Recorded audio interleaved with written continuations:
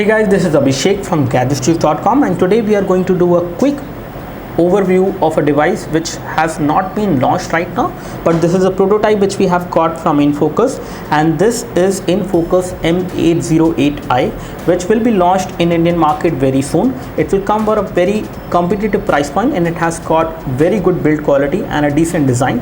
As far as the back is concerned, the back is metallic on this phone, and as you can see, it looks nice. Again, this is a prototype, so the finishing may not be that good, and again, this prototype also does not have Google Play Store, but the final product will look like this, and we are just going to do an overview of this prototype which we have got from Infocus.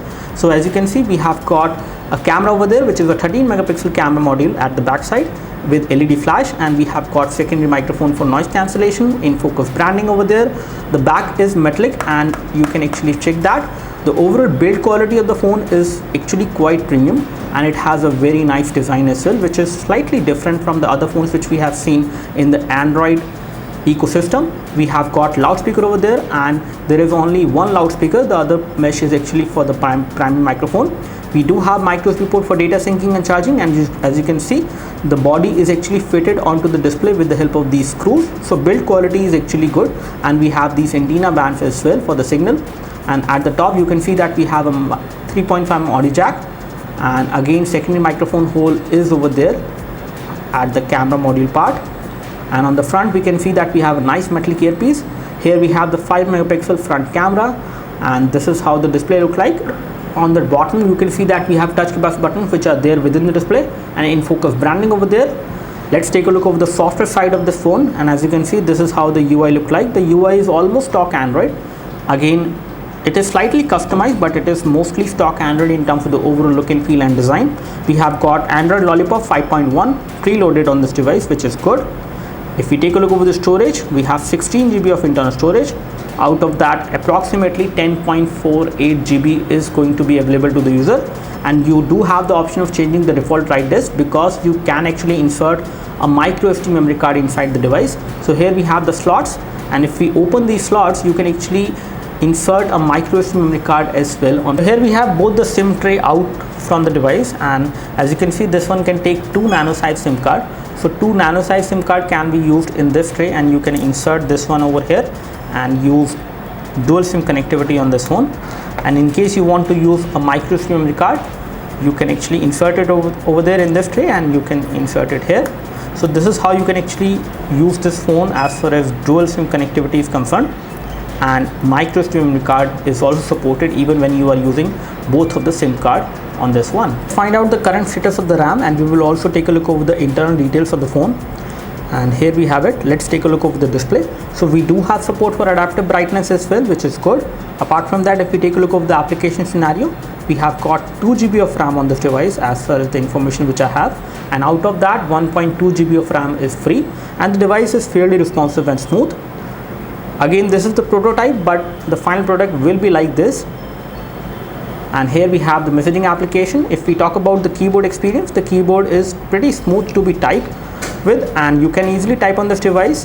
Whenever you tap on any of the keys, you get a pop-up and a small vibration haptic feedback, although it does not support swipe to type, which you can enable later, or you can also install third-party keyboards for this. So here we have the camera interface, and as you can see, this is how it looks like. It is the MediaTek camera interface, and we will just confirm the hardware as well.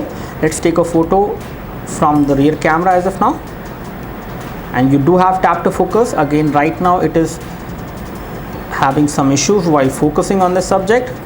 Let me just try to focus from here, and I can take a photo right now. I have just taken the photo. Let me take a photo from the front camera as well. So both the photos have been taken, and you do have support for HDR mode as well on this device. This is how the front camera selfie look like. The front camera selfie is looking good in terms of clarity. In terms of colors, it is not actually very good, I would say, but again, this is a prototype device, and the final device is going to be better. We will test that later. And again, the photo is looking good in terms of clarity, but in terms of colors, it is not looking that nice. Talking about the rear photo, you have the rear photo which I have just clicked, and again, it has not focused on the subject which was there. So you can see the photo is actually blurred, but again, I think the camera will improve once we have the final unit. So these are the options for the camera, and as far as other things are concerned, we have the option of recording high definition video from the rear camera as well as from the front camera. Both of these cameras can record high definition video, and you can also take photos in the panorama mode as well. Talking about applications which are going to come pre-installed, you have Angry Birds which is coming pre-installed, you have Candy Crush which is also coming pre-installed, you also have Food Panda application which is coming pre-installed.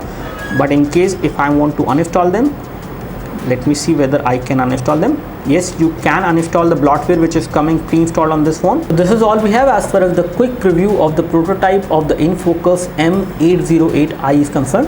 This is definitely coming very soon to India, and in terms of the build quality and design, this phone actually looks very special and different.